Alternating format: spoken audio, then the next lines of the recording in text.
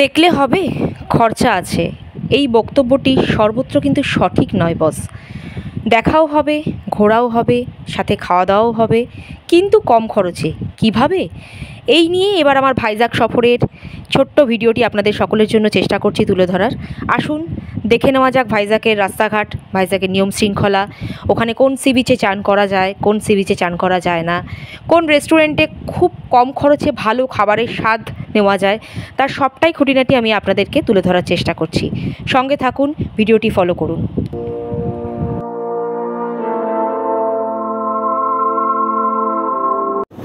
এবার আমার ভাইজ্যাক ভ্রমণের কিছু গুরুত্বপূর্ণ তথ্য, কিছু নিয়ম শৃঙ্খলা এখানকার আমি প্রত্যেকটা আপনাদের দেওয়ার চেষ্টা করব। এখানকার রাস্তাঘাট, এখানকার পুলিশ প্রশাসন,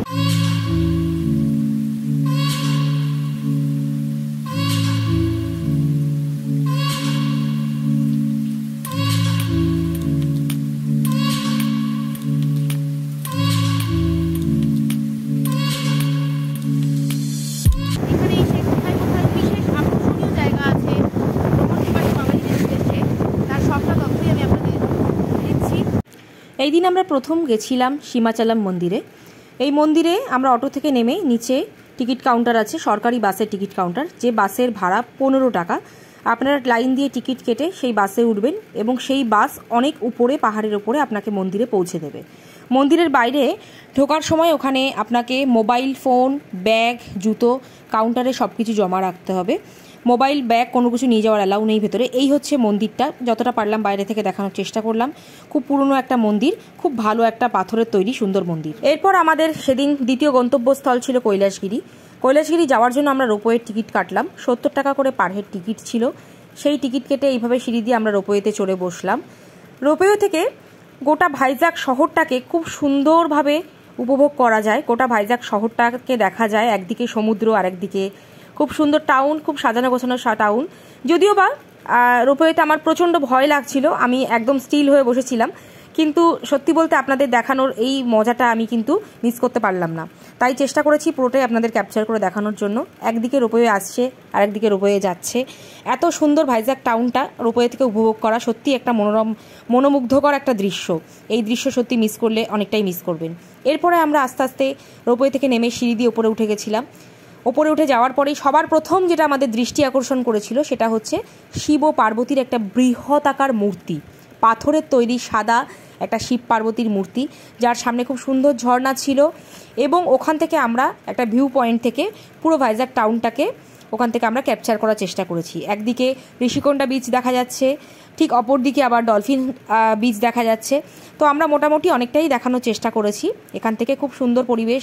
এখানে ছিল বাচ্চাদের নানা রকম রাইড, যদিও বা আমরা কোনো রাইড এখানে আমরা চড়িনি, এবং অ্যাডভেঞ্চারাস প্রচণ্ড রাইড, এখানে অনেক রকমের রাইড ছিল। এছাড়াও অনেক রকমের অ্যাডভেঞ্চারাস রাইডও ছিল, যেমন ছিল স্কাই সাইক্লিং, জিপ লাইন। এরপর আমরা ঢুকে পড়েছিলাম ওয়্যাক্স মিউজিয়ামে। ওয়্যাক্স মিউজিয়ামে যদিও বা ক্যামেরা বা ভিডিওগ্রাফি করার কোনো রকম অ্যালাউ ছিল না। আমরা অনেক রিকোয়েস্ট করে কিছুটা ভিডিও আপনাদের জন্য করেছি, কিছুটা ভিডিও শেয়ার করছি। ভেতরে এত রকমের মূর্তি ছিল, যেগুলো আপনাদের একদম অরিজিনাল জীবন্ত মনে হবে। তো সেই জীবন্ত মূর্তিগুলো দেখতে দেখতে হঠাৎ করে আমরা চলে গেলাম একদম হরর প্লেসে, যেখানে ঢোকার পরে জাস্ট আপনারা ফিল করতে পারবেন যে কীরকম ভয়ঙ্কর ছিল পরিবেশটা। আর এখানে না এলে সত্যি এটা ফিল করা একেবারেই সম্ভব নয়।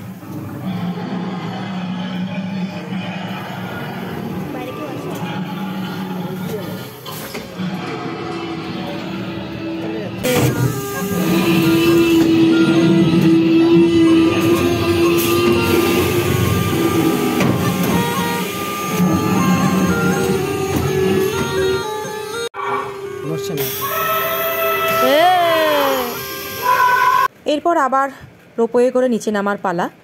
রোপওয়ে থেকে আবার আমরা নামার সময় আপনাদেরকে কিছুটা সিন দেখালাম, ভাইজ্যাক টাউনটা আরেকবার ঘুরিয়ে দেখালাম, যতটা সম্ভব আমি দেখানোর চেষ্টা করলাম। এরপরে এতটাই সেদিন গরম ছিল যে ভাবলাম এক গ্লাস লেমন সোডা হয়ে যাক। আর এরপর আমাদের গন্তব্য ছিল ঋষিকোণা বিচ, অনেকক্ষণ ধরে যে বিচে গিয়ে আমরা, আর ভাইজ্যাকে একমাত্র এই একটাই বিচ আছে যেখানে স্নান করার পারমিশন আছে, বাকি কোনো বিচে স্নান করার পারমিশন নেই। তাই ঋষিকোণা বিচে গিয়ে এত সুন্দর জলের ঢেউ দেখে আর লোভ সামলাতে পারলাম না, সোজা নেমে গেছিলাম আমরা সমুদ্রে। এবং খুব আনন্দ করে 1 থেকে 1.5 ঘন্টা সমুদ্রে আমরা ঝাঁপিয়ে স্নান করেছি। সেই স্নানের কিছু ভিডিও এখানে আমি তোমাদেরকে দেখাচ্ছি। আমরা খুব মজা করেছি, বড় বড় ঢেউগুলোকে উপভোগ করেছি, ঠান্ডা জলটাকে ভীষণ সুন্দরভাবে আমরা উপভোগ করেছি।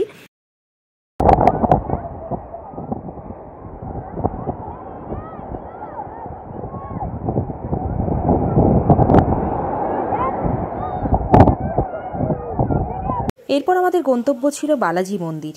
বালাজি মন্দিরে অনেকটা সিঁড়ি দিয়ে ওপরে উঠতে হয়, তারপরে মন্দির দর্শন করা যায়। পুরো মন্দিরটা ছিল শ্বেত পাথর দিয়ে তৈরি, আর পুরো পা আমাদের গরমে পুড়ে যাচ্ছিল। বালাজি মন্দিরের ভেতরে ক্যামেরা নিয়ে ফটো তোলা অ্যালাউ ছিল না, তাও আমরা বাইরে থেকে যতটা পারলাম মন্দিরটার কিছুটা ফটো তো আপনাদের দেখানোর চেষ্টা করলাম। পুরো মন্দিরটা শ্বেত পাথরে তৈরি ছিল, খুব সুন্দরভাবে শ্বেত পাথর দিয়ে মন্দিরটা রেডি করা হয়েছিল। মন্দির থেকে নেমে এত সুন্দর রাস্তায় গার্ডেনিং করা ছিল, রাস্তার দুধারে খুব সুন্দর ফুল গাছ দিয়ে খুব সুন্দর গার্ডেনিং করা ছিল, যেটা না তুলে আর লোভ সামলাতে পারলাম না। সেই ছবিটাও কিছুটা আপনাদের সাথে শেয়ার করলাম। রাস্তাটা এতটাই ক্লিন ছিল এবং বাদিকে ডান দিকে খুব সুন্দর গার্ডেনিং করা ছিল, ফুল গাছগুলো নানা রকমের ফুল দিয়ে গার্ডেন করা ছিল। আর ওখান থেকেই দেখা যাচ্ছে ঠিক দূরে সমুদ্র, সেটাও কিছুটা আমরা ক্যাপচার করার চেষ্টা করলাম। এরপরে আমরা সোজা চলে গেছিলাম লাঞ্চ করতে। দুপুরে লাঞ্চটা সেরে নিলাম, খুব জোর খিদে পেয়ে গেছিলো ঘুরতে ঘুরতে। এরপর লাঞ্চ করে তাড়াতাড়ি করে আমরা ওখান থেকে চলে গেলাম তোতলাকোন্ডা বিচে। তোতলাকোন্ডা বিচটা এতটাই সুন্দর ছিল, ন্যাচারাল একটা আর্ট ছিল এখানে। কিন্তু তোতলাকোন্ডা বিচে আমরা পুরোটা নিচে অবধি নামিনি, ওপর থেকেই বিচের ওপর থেকেই কিছুটা পিকচার ক্যাপচার করার চেষ্টা করলাম তোমাদের সকলের জন্য। তোতলাকোন্ডা বিচটা এরকমই ছিল, খুব সুন্দর দৃশ্যটা ছিল, তা কিছুটা তোমাদের জন্য আমি শেয়ার করলাম। তোতলাকোন্ডা বিচটা একটুখানি ফাঁকা ছিল সেই সময়টা, আমরা গেছিলাম তখন বিকেল 4টে বেজে গেছিলো, তো কিছুটা তোতলাকোন্ডা বিচটা ফাঁকা ছিল। সেখান থেকে আমরা সোজা গাড়ি নিয়ে এগোলাম আমাদের পরবর্তী গন্তব্যে, যেটা ছিল তিননেতি পার্ক। তিননেতি পার্কের গেটের সামনে গিয়ে আমরা ছবিটা তুলে তোমাদেরকে দেখালাম। এই হচ্ছে তিননেতি পার্ক। এখান থেকে আমরা পার্কের ভেতরে প্রবেশ করছি আস্তে আস্তে। পার্কের ভেতরটা খুব সুন্দর গাছগাছলা দিয়ে ডেকোরেট করা ছিল, বিভিন্ন রকমের গাছপালা ছিল, প্রচুর রকমের ফুল গাছ ছিল। দেখো তোমাদেরকে গাছগুলো আস্তে আস্তে দেখাচ্ছি। বিভিন্ন রকমের কালারের বিভিন্ন রকমের ফুলের গাছ ছিল, নানা রকম বাহারি গাছ ছিল। পার্কটা খুব সুন্দর ডেকোরেট। আর এখানে গিয়ে জিমের এই সমস্ত ইনস্ট্রুমেন্টগুলো দেখে বাবা আর মেয়ে কেউ লোভ সামলাতে পারলো না, তো ওরা একটুখানি ওখানে বসে ফ্রিতে জিমটা করে নিল। বিভিন্ন রকমের জিমের নানা রকম এখানে রাইডস ছিল, তো বাবা মেয়ে দুজনে মিলে একটুখানি জিম করে নিল এখানে সেই ফাঁকে। তারপর আমরা গেছিলাম বিশাখা মিউজিয়ামে, যেখানে ভারতীয় নৌবাহিনীর পুরনো ইতিহাস সম্পর্কে অনেক কিছু জানা যায়। তো সেখানে আমরা একটু চা খেয়ে ভেতরে মিউজিয়ামে প্রবেশ করেছিলাম।